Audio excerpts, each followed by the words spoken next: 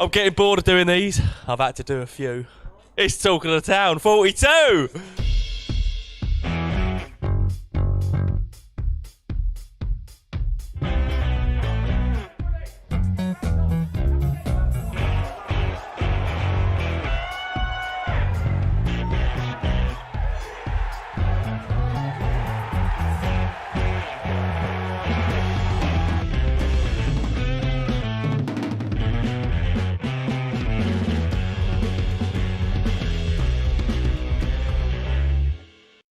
Good afternoon and welcome to the People's Pension Stadium. A happy Easter Monday to you all.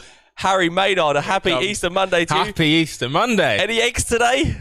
No, they came yesterday. Oh, they did I learned today. Since Friday. So the rest of your family know all about Easter. It's not just you. Hear me out here, because you should get eggs on the Friday. I don't want to be halfway through my bank holiday weekend to start eating. I want to commit to all the chocolate to eat on the Friday and have 4 days worth. I know some people can handle all their eggs from Sunday and Monday. Who are you talking about? Name names there, Harry. Nick the Geordie. I felt like you were naming that at me then. No, well, that's what you do though. Like today, my son, what are you having for breakfast? Eggs, mate. Off you go, like chocolate. What are you having tomorrow? Chocolate. Yeah. Yes, well, anyway, more on topic. The main Easter, of course. We all know about the Easter story, but we also know about the Easter story in League 2, because this is the second game over this weekend where the Reds play, this time at home, luckily after a long week on the road away at Carlisle and Scunthorpe. I suppose one of the positives of not being able to come to the ground is you haven't had to go on the road, sad as it is, but you can stay at home, of course, and watch the game on iFollow. Follow in your heart, in spirit, in soul. You make every tackle, score every goal. You're part of it, wherever you are in the world. From the first minute until the last kick. Victories, heartbreaks. You're part of the fabric, the passion, devotion, supercharging emotion. For you, there is only one. Abiding loyalty, togetherness that is second to none. Follow every kick, every tackle, every goal. With access to live stream games and matchday commentary, with coverage spanning the globe. Behind the scene content, newsletters and match highlights. There's no better way for you to get closer to your club. And with iFollow sales supporting them, there's no better way to show your love. When you can't be there with iFollow. Yes, we are joined now by Tom Ormond, where we're going to get the latest from the drama over the weekend. We will bring you the team very shortly, but firstly, yesterday's game here at Brighton. Geese on the pitch once again, Tom. Give us the update. Goose cake. How many times have we've gone viral a lot this season? The marketing, you must be laughing. What BBC Sport posting videos of the pitch. You love to see it. All the boards are in the background. I know you like it. Thank those geese when you get your commission paid at the end of the year. An action-packed show on today's episode of Talk of the Town. Yeah, how long have we filmed so far? 2 minutes talking about Easter and geese. Egyptian geese. Egyptian geese, very specific. Harry's done his research. I don't know my Easter, but I know my geese. Knows nothing about Oldham, but you asked me about Egyptian geese. Unbelievable. Tom, it was two long trips. I don't want to go over it. I know people get the ump with us. Golfing presenters, apparently. But people go on the long trips. But it was a tough week last week, wasn't it? It took it out of the player, took it out of the people going along and all that sort of stuff. But today, people be grateful to be back here this afternoon. Yeah. To say last week was long would be an understatement, and as you said, we weren't even playing. Yeah. So it was tough shift getting shift. Tough start to the show. This is up there. I'm going to use a different word now. Anyway, thanks Tom for joining us. Tough shift, yes. Tough shift having to have multiple kernels throughout the week. It obviously took it out of us, but no, all jokes aside, it was a long week, a lot of travelling. And nice to be back to home comforts today and hopefully get back on the board. I think it's watching the game at Scunthorpe. I think it was one of those ones where I was glad I was there in the sense you can see the bigger picture sometimes. And I think for the run we've been on, the games we've had, the travelling we've done, the lads put in some shift, so to speak. And at 90 minutes, there were sort of 5 or 6 players laying on their back, just completely given everything. The ball just didn't quite drop for us. Hopefully I now. thought it said a lot for the character of this squad to have a disappointing away trip to Carlisle, and we spoke a lot about it, and I know John was keen to sort of say, look, it's not an excuse, but they graft on Friday, didn't they? And to be fair, if there was one team who deserved the 3 points out of it, it was definitely In us. their manager's post-match comments, he kind of said, look, I kind of got the game plan wrong. I thought we'll take the game to them and they'll be a bit leggy after going from Carlisle to here in a few days, and we kind of couldn't match their intensity. So it's just kind of credit to John and the team, really. And I think, John's been on here enough times and in post-match and pre-matches saying that, a characteristic of this team that, yeah, fine, we're not going to be bang on it, technically every single game. We're not going to be playing teams off the park every single game, but a characteristic of this team is that we're always going to put in a shift. And as you say, I thought that was evident on Good Friday. We were obviously all there. There was only ever one team that was ever really going to win that. On another day, it falls for us in perhaps a different way, and we win the game 1-0, come away 3 points, great away day. So, as you said, I think to get a point on the board on Friday after the week we've had was testament to all the boys. Yeah, absolutely. Well, we'll have a look at this team in a minute, but first let's take a look back at the highlights from that Good Friday visit to Scunthorpe.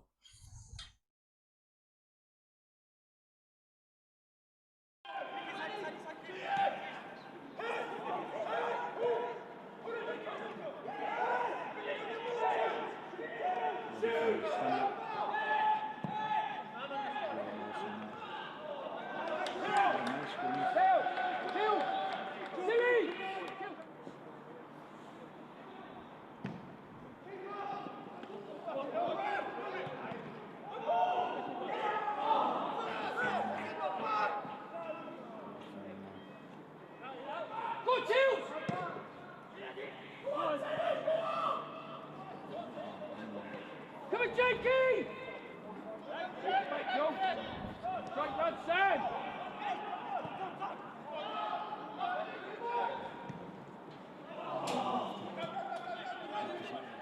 Get in the box, Nico! Get in the box! Cross his feet!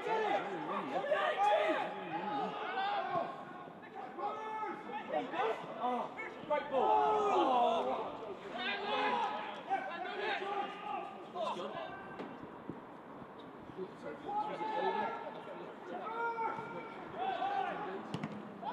Corner! Come on then! Come on, Joe! Come on, Joe!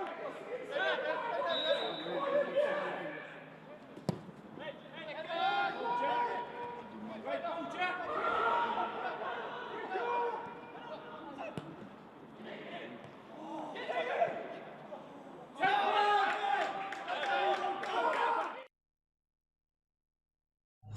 Right, let's bring you that team news from here at the People's Pension Stadium then. 2 changes from the Friday game at Scunthorpe. Let's give you that lineup. Glenn Morris starts in goal as always. Joe McNerney, Tony Craig and Jordan Tunnicliffe. We're unsure whether that's a back three. We'll discuss that in a minute. So Jordan Tunnicliffe does come into the lineup. George Frankham, Nick Cerula, Jake Hessenthaler, Jake Wright, Josh Powell. Who's Jake Jack Wright? Powell, honestly, Josh Wright, Jack Powell, Tom Nichols, and Sam Matthews also is the second change to the lineup. Whoever it is, they'll be putting in good shit. So James Tilley and Jordan Maguire-Drew go out for Jordan Tunnicliffe and Sam Matthews. We were just chatting there off air. People take the mick out of me when I say on air and off air because they think I'm getting a bit above myself. But no, we're off air. Now we're on air. Let's talk about that lineup. We're not sure whether it's a sort of a 3-5-2 or a 3-6-1. We're not entirely sure. What? You can't drop that in there. 3-6-1, You my can't. favourite formation. It's not a 3-6-1. What you reckon, Tom? I think probably not the 3-6-1. Unfortunately, was that a Pep? No, Pep that was not a Pep thing. That was someone far greater Joe than Pep. Compiola. Joe Compiola, the CTSA away at Wimbledon, basically had loads of midfielders, no strikers or defenders, so he played 3-6-1. 1-3-0, just saying. No, I think 3-5-2. I think.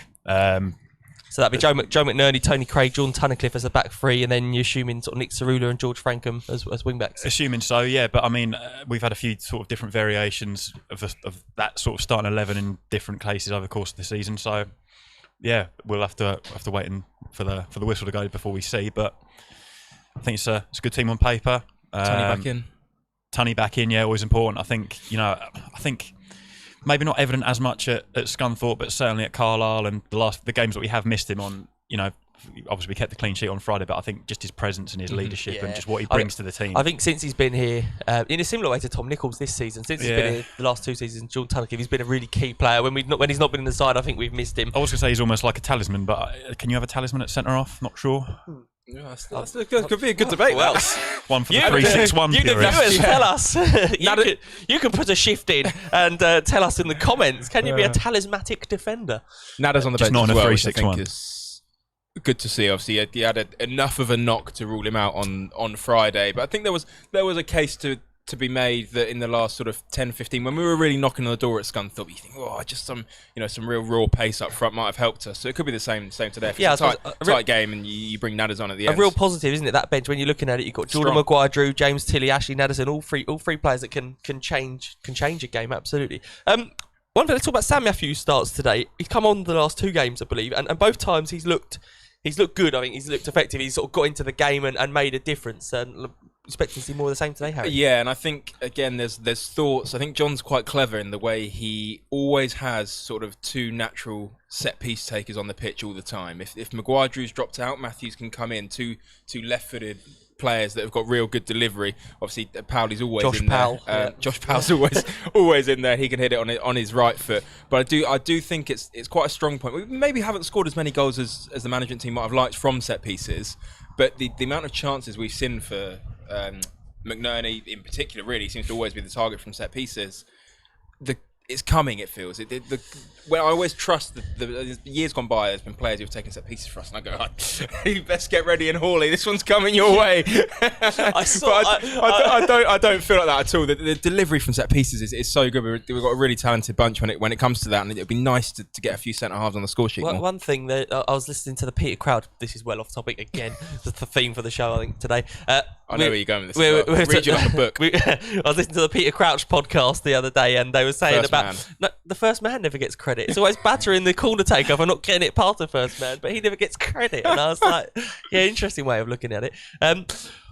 Nick Cerula, Tom, he's played the last couple of weeks. A lot of people were asking for him in previous months, sort of between now and the Leeds game, and he sort of didn't seem to be featuring too much, whether that was for injury or just wasn't selected, we don't know.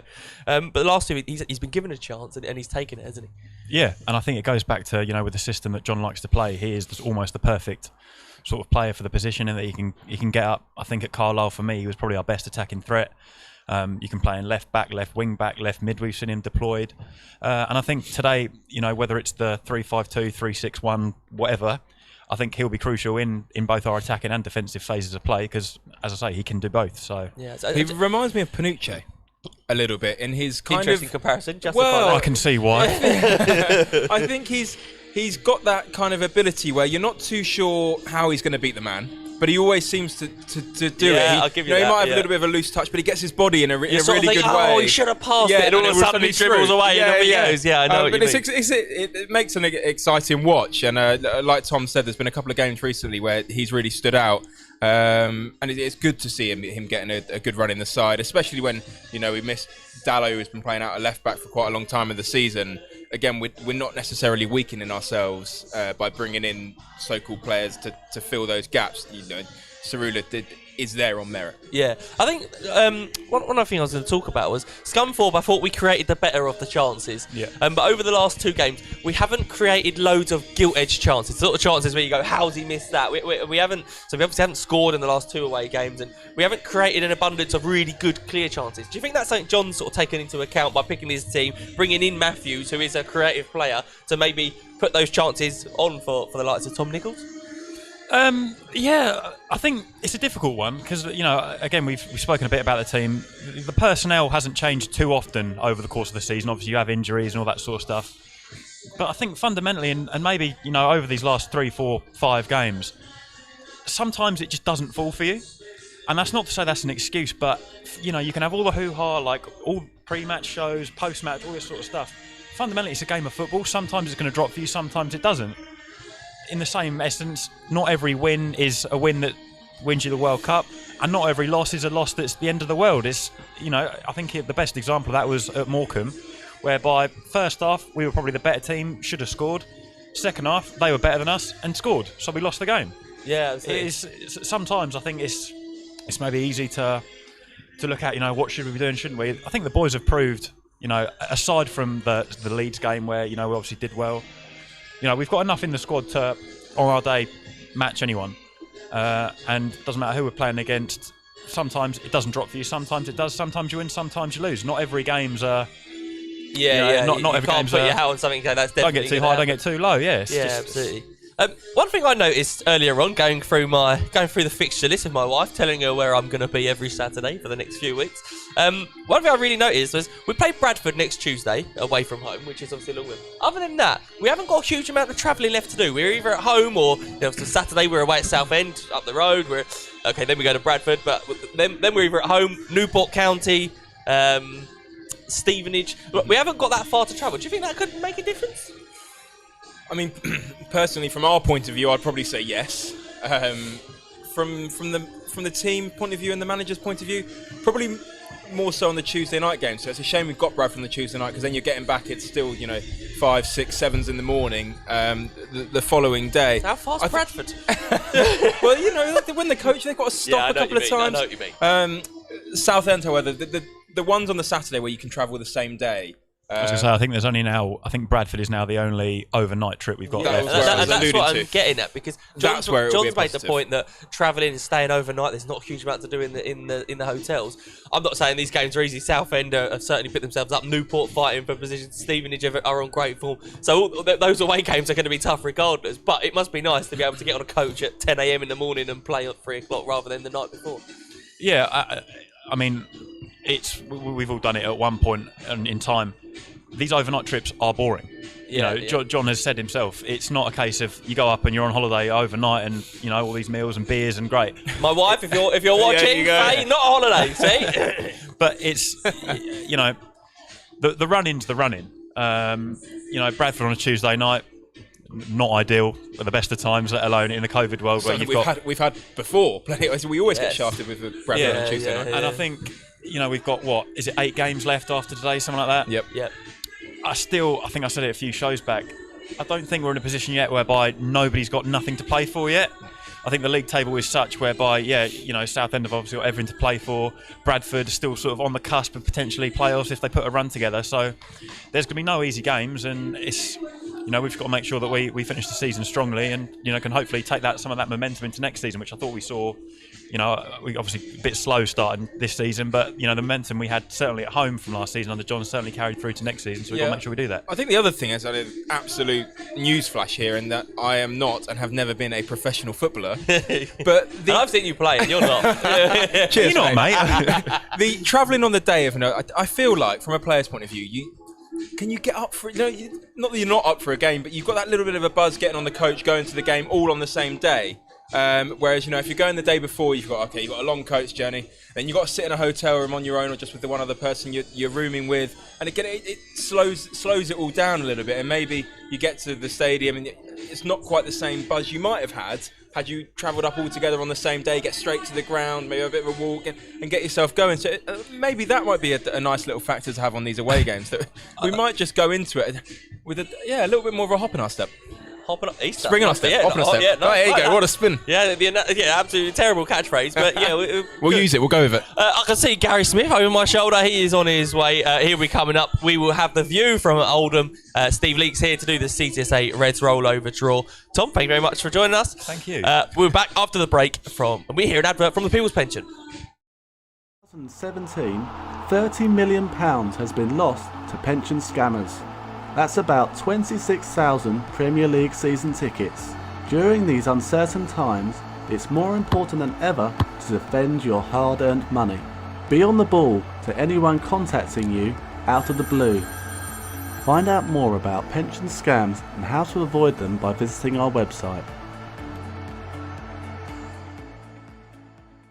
Massive right, we are news. joined now by Gary Smith, who brings us huge breaking news. Gary, we'll let you break it.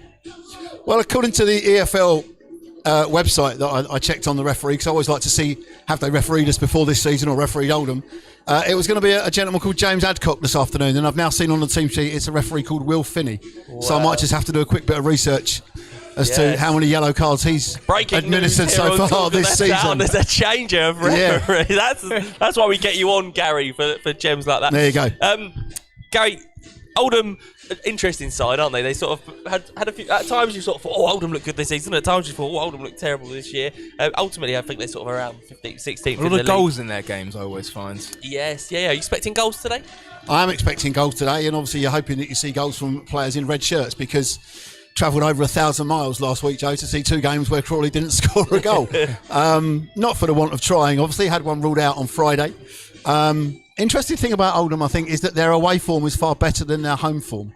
When you look at the away form table, they are 6th in the table for their form on the road. And, maybe like we said before about other sides, they can play with a little bit more freedom away from home. Normally at home matches, you'd have 3/4 of the crowd on your side, wouldn't you, sort of baying for the victory. Yeah. Maybe that's affected them slightly because you can certainly look at results in every league this season from the Premier League downwards to say that the lack of crowds has certainly affected results, and I think there's been a higher percentage of away wins across every division than there has been home wins. But they've won 7 times away from home, drawn 7 and only lost 5, and they've lost 13 times at home. Right. So it's certainly going to be tough this afternoon. There's the stat for you, Joe, that I know you like to have. I do love it. I've got it in early. Still waiting for the jingle. I've got it in early today. I think the other thing for Crawley at the moment, Joe, is, and we've mentioned it before, goals seem to be a little bit hard to come by, don't they, at the moment? Since the turn of the year, Crawley have only scored more than once in a league game on 2 occasions. Once was at Barrow, obviously didn't count for much because ended up in defeat. And the other time was down here against Exeter at the end of February. So as much as one goal was enough to win the games against Salford and Mansfield and Tranmere away from home, I think you've just got to be a little bit more reliant on than just getting the one goal to try and get the result. Yeah, like looking at the lineup, so it's an interesting lineup. I'm assuming you've seen it. Yeah. Sam Matthews coming rather than maybe a recognised striker in Ashton Addison. Sam Matthews comes in. Yeah. Now, I'm looking at that thinking, okay, he's looking at Sam Matthews to create chances for Nichols. Maybe, I'm assuming the likes of Cerula, maybe Frankham getting forward as well. Yeah. Do you think that's something that John's taken into account and trying to look at bringing in players that are going to create more chances than we have done? Absolutely, and I think that follows on from what we said on Friday before the game at Scunthorpe, in that there's got to be more chances created and there's got to be more players getting into the box to try and get on the end of those chances that are created. I think I would like to see a side one day that has Matthews on one side and Maguire, Drew on the other, both of whom we know can deliver a great ball in. That's taking nothing away from Cerula, who can seems seemingly able to do a great job in whatever position he's... How do you think we'll actually line up today? Because we were kind of debating it. It's a tricky one to work out. Well, I've told the guys from Oldham that we'll probably go with a 4-5-1 or a 4-4-1-1 with Matthews maybe tucked behind Nichols. But you just think if Matthews is going to play, he's going to play somewhere out wide as opposed to sort of more central behind Nichols. So I think we'll go Frankham, McNerney, Tunnicliffe, Craig at the back.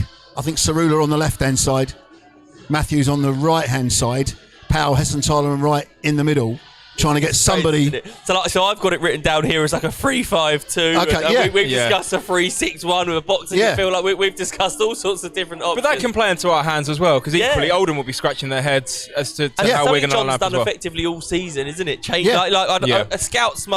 manager must get 6 scouts reports and think, I've got no idea what they're going to do, because he does change it a lot, John. But equally, they've made 3 changes as well. They've got Bahambula, who's back from international duty. They've made a couple of other changes as well. They will play with wing-backs, their guys have told me this afternoon. Right. So I think their formation might be a little bit different to the way they played in their game on Good Friday as well. So I think it might be 2 relatively cagey sides out there today who will spend the first 20 minutes or so trying to suss out the formation of the opposition, as will the commentator, I'm sure. I was going to say one other thing. We kind of touched on it saying we're expecting goals, and I know we've been a little bit short of how we were scoring at the start of the season, but will a team come in here and really trying to attack themselves maybe suit us? Yeah, I think so. I think very much so, and I think back on home territory, I think a point and a clean sheet was obviously a great thing to build on Friday. I thought Crawley certainly looked the more likely to get a goal on Friday, and I think we will build on the momentum. I can see goals coming this afternoon. And if you're going to push me for a prediction, which I know you like I'm about to, Yeah, okay. I said it on Friday and I'll say it again today. I think it'll be a classic 2-0 victory. Goal in each half, maybe. For Crawley? Absolutely. Absolutely. Clarify that, Harry. Yeah. As good as Oldham are on the road, I think Crawley will do enough this afternoon. Going into the last 7 games of the season where I was thinking about this on the way here today. Crawley could really have a say in Absolutely. who ends up in the automatic promotion places, who's in the playoffs, and who goes down as well. Because Southend, where we go on Saturday, are obviously struggling for their life at the wrong end of the table. The 3 home games after today are Forest Green, Bolton and Cheltenham, all of whom are looking for places in the top 3, aren't they? Stevenage, we have to go there as well. They're their eye on a promotion, on a playoff place, haven't they? As of Bradford, as we mentioned on Friday. But again, it's like I said this the other day. We're saying here that Stevenage have got their eye on a playoff place. Yeah. We're level on With points. the Stevenage Stevenage, exactly. So it's like, I suppose one of them, if they can have an eye on it, so can we. It's the tinted glasses known as momentum that I think. I they're Crawley on the edge. will obviously play a part in their own destiny, but may well play a part in the destiny of lots of other places around the league as well. Look at that, he's still got it. I actually thought, Joe, when it came over, it bounced off a step, and I just controlled it like that. I wasn't even looking. You can't coach that. I'm just going to say that you can't coach that. I tell you, like, on that. That's not in any manual. Gary, stop talking because you've just peaked. On that bombshell. We will have a look now. We'll have the view from Oldham very shortly, but let's have a look at how Crawley got on when we travelled to Oldham earlier in the season.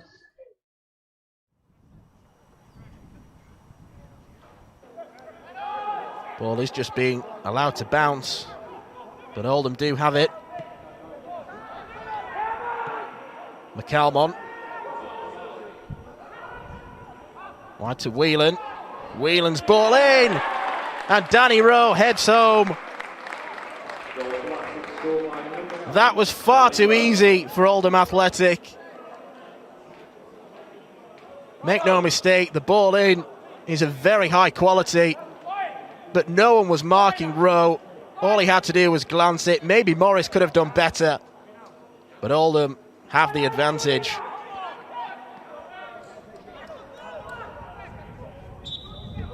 Crawley haven't managed to get a victory on the road in the last 15 away games. If they do want to challenge for the playoffs, John Yems has got to sort out the away form. Nichols took a barge there. The referee plays the advantage. Here's Alarakia. Low ball in. And Crawley have levelled instantly from kick-off. Ashley Naddison with the goal. It's his 4th in 5 games. Really good wing play from Alarakia. Naddison opened his body up and just side foots it home. Crawley back level.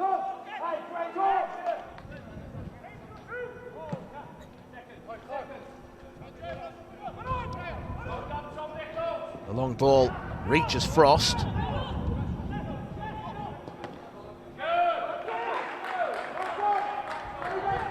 There'll be a throw in. Suddenly the momentum has shifted to the away side. Frankham. Ferguson.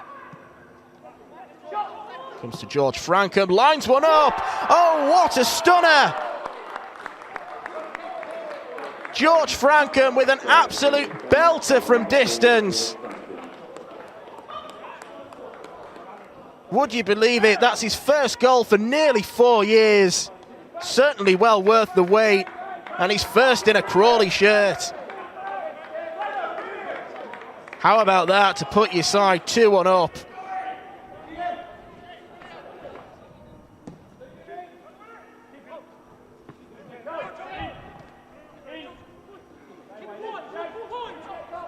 Here's Rowe. Keller Dunn.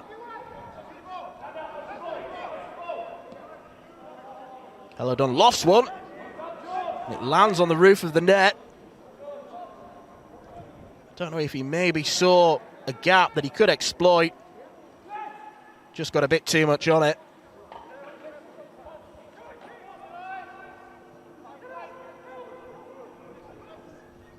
Bullman. Still going strong at the age of 41. Doherty. Low ball in. Nearly picked out Naddison again. Alarakia. Just shifts and shimmies it onto his right foot. Ferguson's going to have a crack. Couldn't quite repeat the heroics of Frankham. Not the worst effort.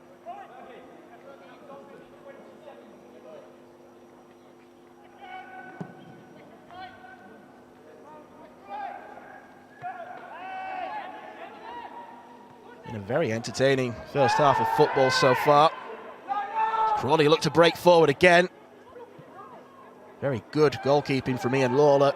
Casual to just chest it out. Oh, and it's been presented. It's lifted over Morris's head. Crawley get away with that one. That's the second occasion where the communication between defence and goalkeeper hasn't been great from the away side.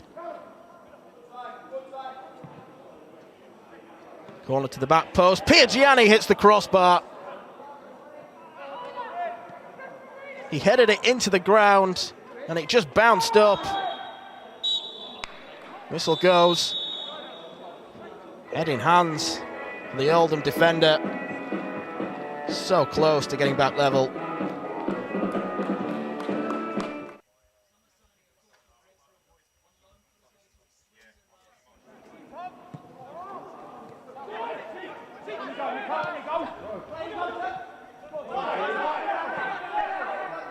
Alarakia drives past Hamer. Good wing play again. Still the danger is on. Frankham, will he go for goal again? No, he looks to turn provider. And he certainly does provide, because Tom Nichols has headed home at the back post. Crawley now have a 2-goal cushion. Frankham looked as though he was going to line up a shot. Instead, dropped the shoulder, lifted the ball in, and Nichols wasn't going to make a mistake. Crawley 3 went up.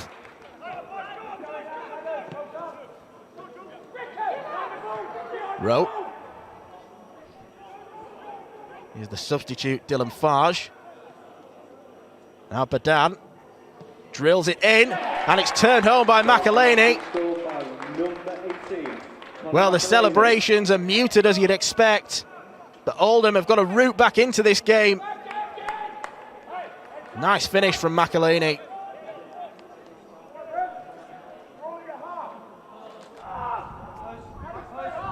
Dying embers of this game now. Oldham attempting a long throw. He drops for Whelan. Whelan onto his left. And he blasts it wide. He knows he should have scored. The long throw caused panic in the Crawley defence. Whelan was free, and Oldham should have a third. A real let-off for Crawley.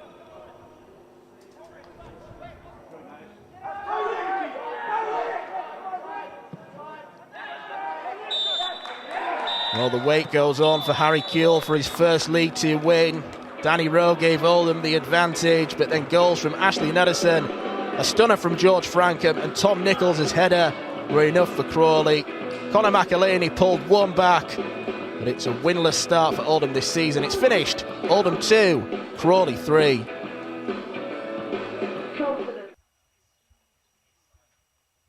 Welcome back. A long highlights package there. That sort of suggests they're struggling for content on Talk of the Town. 7-minute highlights package. We are not. Goals, though. Goals, to be fair. We're joined now by... I'm going to assume you're an Oldham legend, Roy. Well, I don't. Take it. Yeah. You've got to take those when they come. Listen, I've been there for 58 seasons for nothing. The local hospital want to section me. So, will that do you? Yeah, it's good enough for me. So Roy bought his first season ticket in 1947 for Oldham. That's incredible. Well, my granddad did. Your granddad did. Well, it still counts. Amazing. We haven't got that long to talk about from Oldham from 1947, but let's look at this season. Might be the best bits, though. Yeah, that's true. Oldham, we were saying a bit earlier on, really up and down this season. They started the season pretty poorly under our old manager Harry Kewell. Seemed to pick themselves up and go on a good run, and then sort of fell away, and looks like you're going to end up around mid-table. Yeah. If we're lucky. You never know. Could do with 3 points here today. I actually think that the teams that are at the bottom now I might be sticking my neck out. I think they're already down. Right. I mean, they're 10 points behind. Who's that? Grimsby and Southend? Yeah. Is it? Yeah. Yep. I can't see it. Yeah. You know, it'd be a miracle. I mean, yeah, I think you might be right. I mean, you look at it, you look at the likes of Colchester, I think are sort of 5-6 points above the relegation zone, but you'd be amazed if Colchester Can I just ended dip up back getting in history? Go on. Talking to Jimmy Armfield when he played for Blackpool, Yeah. I told him in the Jimmy Frizzle years, and they came at Easter and they was 10th. They never won another game after that and got relegated. Oh, really? There you go. I was telling the lads that down. They went, sat in the back of the car coming, oh. I don't want that sort of negativity. But like, what do you put it down to? I mean, we were chatting very briefly there. But obviously, Harry was the manager here, got us playing some really good football, and then left. And I get the impression the same sort of thing was happening at Oldham. You were playing some good stuff, but then obviously left and Keith Curle's come in. Did he deserve to be sacked or leave? Could you see it coming? It lost 11 home games. Yeah. Yeah. Which doesn't help at all. Why was that, do you think? Why were they more likely to pick up points on the road than at home? What you've got in this division, sides come in and sit in. In fact, they score a goal. They don't go in penalty area. They go in goal area, don't they? They do. Yeah. You've got to look at that. If you look at our record away from home, when sides come out, he murdered them, did Harry Kill. Yeah. Because they've got a lot of pace in the side, but we've also had 9 injuries recently. So yeah, so one of those players I believe we've played, is it Buhambula? How'd you say it? Buhambula. Not bad. I call him bamboozle. Right, okay. It's in the English dictionary. It says tricky. Yeah. And he looks like from what you see from the outside, he looks like a key component of when things are going well from Oldham. He seems to be involved in it. Yes, he is. He makes things happen. Whether or not he tracks back enough for this division, you don't know, and what have you. But every time he's on the pitch, even if you lose, you get back into the game when they bring him on. Yeah. What other players can Crawley fans who are watching at home look out for? Who are the ones to be wary of? McElhaney, he's only played half the season, yet he's got 16 goals in all competition. Right, okay. But Jack Durnley, making his debut for Oldham, scored here 2 seasons ago. He's hardly played. With no strikers. If you call... shall we call him Bamboozle? Yeah, you did call him whatever you like, Roy. You're the one who's going to get the stick from it up in Oldham, not us. Well, they very rarely give me stick, to be honest with you. And I'm the only person there from 4 years ago, shall I tell you that? 4 years ago, over 14 years ago. We've had a few managers as well. A few managers this season. Yeah. How has Keith Curle changed things since he's come in comparison to what Harry was doing? He's playing without a striker and he's playing with a false centre forward, and they do play some nice football, know. And he's had a mixed bag of draws, losing, but he's inherited. He hasn't had a deadline to bring anybody in. Yeah. And what have you. And he does play probably differently than Harry Kewell. And talking of centre forwards, you lost your main centre forward, Danny Rowe, in the January transfer window to Bradford. Playing him neither. Really? Yeah. I was amazed when he went to Oldham. You see, I sort of thought he probably could have. No disrespect to Oldham. I felt he could have probably played either League One or for a club in the League Two. Yeah, well, at the top AFC filed. We're after about 200 grand for him. Really? And they were never going to get that because he is 31. Yeah. And what have you. And people, I was surprised watching him because he plays rather deep, Right, yeah. He scored 250 odd goals or whatever it is for AFC filed. And you'd expect him to be in the goal area. Yeah. He plays deep and lashes them in from about 40 yards. Yeah. Well, absolute worldie at Exeter, didn't he? He's scoring up at Bradford, but he doesn't start every game. Right. And we played at Bradford the other week, and it was a draw, and they took him off because, we are a bit light at the back at the moment. Well, he was. Yeah. But we got Bothwick Jackson back today, the ex-Manchester United. Yeah. What are you expecting from the game today? How do you think it plays out? Coming, long journey down here. I'm expecting 3 points. It's a long way back into it when you've lost. Good answer.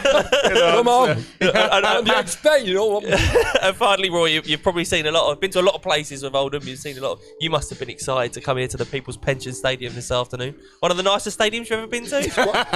It's quite nice. behind the goal with all your mass. It looks a bit like Cape Canaveral, I've noticed that, and what have you. But apart from that, it's a tidy little ground, isn't it? I'm quite interested with that big football you have on the traffic island. Yes, yeah. In fact, if we win today, I'm having a pitch and I'm going on Twitter with that. All right. Roy's running riot.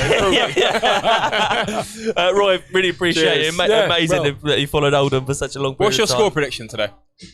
Well, I would expect it to be a draw. You aren't scoring, Yeah, and we aren't scoring at the moment. Yeah. You never know, but So we you're do teeing have, everybody up at home we for a do- 0-0. We do have bamboozle. Gosh, you'll bring him down in the box. All right. So what are you saying? 1-0, bamboozle penalty. No, you may score as well. So I'm being generous to you because I'm on your programme. All right. Roy, thank you very much for joining us. Really appreciate your They're time. going to show me this on the way back. Yeah, on YouTube. All right. Thank you very much. Thank you. So, That's okay. From Roy, who followed Oldham for many years, we have Steve Leake, who's followed Crawley Town for many years. He's going to be doing the CTSA Reds rollover draw. After we hear a nice little advert from our incredible broadcasters, a filming company.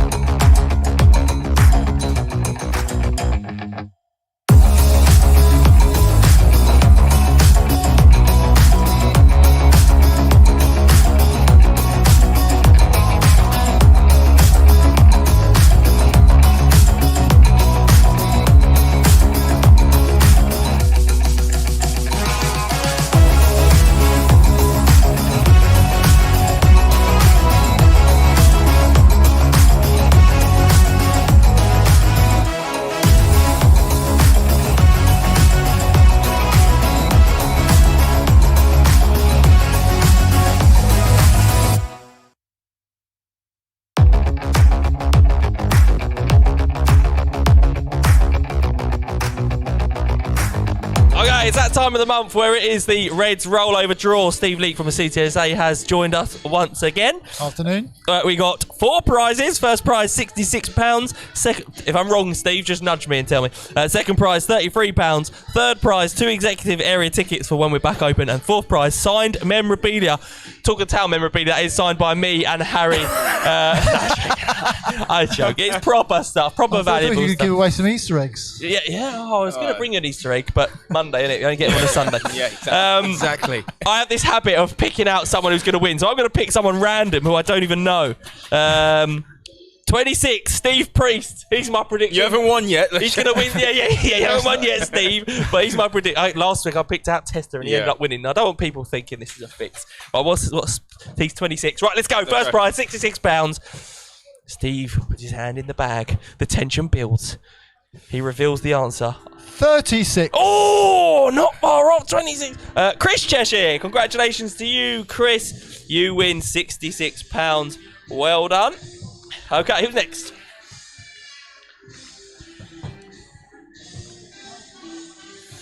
$22. All the twos. It's Colin Lowe's. £33. You're in your element, aren't you? You are in your element. Colin Lowe's wins £33. Congratulations to him. Okay, 2 executive area tickets goes to number... I'll find the number. Number 4. Number 4. D. Cleary. We've had them before, I think. D. Cleary. I think it might be Dan. Do you reckon they work for Mr. D. Clutter? D. Cleary. D. Cleary the stuff. I think we did similar jokes last time. Sorry, Mr. or Mrs. Cleary. Okay, 4th and final prize is... Number 7. Number 7, Barry Gilbert. I played ping pong with Barry. Oh, yeah? Yeah, very good table tennis player, Barry. Very, very good. So well done to Barry. Very good. Right, so we've got there first prize, Chris Cheshire. Second prize, Colin Lowe's. Third prize, D. Cleary. And the fourth prize, Barry Gilbert. Congratulations to you for winning your prizes this month. in the Reds Rollover draw run by the CTSA. If you aren't already a member of the CTSA Reds Rollover, please do become one. £5 per month. I'll tell you what, I've nailed this. I've got used to this. £5 per month to take part. So the winnings is the money that is raised for it split between winnings for prizes, and the rest of it goes to projects funded by the CTSA for the club. So please do, if you're not already, do get involved in that. Steve, whilst we've got you on, we'll have a bit brief chat about your book. How book sales going? Well, we sold 227 now. Wow, so that's good. It's going well. There are more available. I've got 6 coming to me this week. So if anybody wants to buy off of me rather than off of Amazon, they can do that. Go on to one of the fans' Facebook pages. Message me that way. I've got a plea to make. Yep. Because the next book, to celebrate the 125th anniversary, is coming out. Right, yeah. And I want supporters' memories. Okay. I've already approached 10 people. Plea to the camera, Steve. I've already approached 10 people to come up with their memories of following the Reds. If you want to do that, get in touch with me via one of the fans' Facebook pages, and I'll send you the prompt questions. Obviously, we've got to be careful what you put, but you're most welcome to contribute to the next book, which will be called Nolly Semper Cadere, which means never ever give up. No. So Joe and I get a talk of the town section. I feel like we're going to be, in 150 years' time. They're going to talk about these two idiots Premier League every week. Yeah. 42 shows they've done. Yeah, well, thank you both for watching. You are in the both new people. book. You are in the new book for this. Are we? There we go. Hey, what, me and Harry, or just me? Well, the Easter egg bit's definitely in there. Oh, I wrote that last night. I did get a message from Steve going, please tell me. Yeah. So I got absolutely stitched up last night. I was sitting there at work and I go, oh God, what's happened now? You've only got yourself to blame. Yeah, I'll tell you, wait till you hear about Christmas. Anyway. It's when Harry put on Twitter today, I think, about Boxing Day. Oh, yeah, I know. I thought, yeah. He's got to be joking, isn't he? Oh, God, honestly, Boxing Steve, Day. leave the jokes to me, Harry. All right. Steve, it's all gone a bit quiet. I know. All the play. This show has flown by. Yeah, so all the players going. Steve, what are you making of the season so far? I say I'm enjoying it. I think they've played well throughout the season. And there are the odd matches where you think, oh, if only we'd won that, if only we'd done this. But, what are we, 14th, 5 points behind playoffs, 4th round of the Cup, beating the Premier League side. You're taking that. The only downer is that there's nobody here to watch it. Yeah, no, that is true. That is true. I think that's been the case all season, isn't it? It's going to be so nice. So nice to have this place packed I thought you out. were going to say so nice not to have people here. I was thinking, I'd be nice to you're have at you the in wrong one gig day. here, Harry. It'd be fantastic, wouldn't it? Yeah, Yeah. and I was telling Nick the Geordie, he's never experienced football with fans. Honestly, he must be the only person. Yeah, and I was actually on the telling him, planet. I was like, you wait, we get on a train for an away day and it's going to be Steve's face like, oh, God. Yeah, no. Oh, we dream of the day. We dream of the day. Steve, thank you very much Cheers, for Steve. joining us. Thank you very much Thank for everything you do with the CTSA Reds Rollover. Please make sure you do get involved in that. Before we go, which camera? This one? This one. Let me do a heartfelt plea to the fans. Thank you very much for watching. Please do support Mr. Declutter, our main sponsors here on Talk of the Town. They have been enabling us to keep the show going for the second half of the season. So please do help them keep going by supporting them. If you need a loft clearance, a garage clearance, a house clearance of any sort, please do get in touch with them. Search online, Mr. Declutter. Let them know that you've heard of them here on Talk of the Town, and you might even get yourself a little discount. So a huge thank you to them, and a huge thank you to everybody else who's supporting them. Let's test Nick the Geordie. Let's get this one. Thank you very much for watching. We will be back on Saturday away to Southend, and then we go away to Bradford. So keep watching us here on Talk of Town. Sometimes, I know it's sort of 45 minutes long, but every now and again you get 5-10 minutes that are quite good. So please do keep watching in. We've enjoyed having you. Thank you, Steve. Thank you to Gary. Thank you to Roy. What a guest Roy was, by the way. What Roy was? What a guest Roy was. What a guest Roy was. Yes. So thank you very much for watching. All that's left for us to stay. Join in, Steve. Come on, you Reds!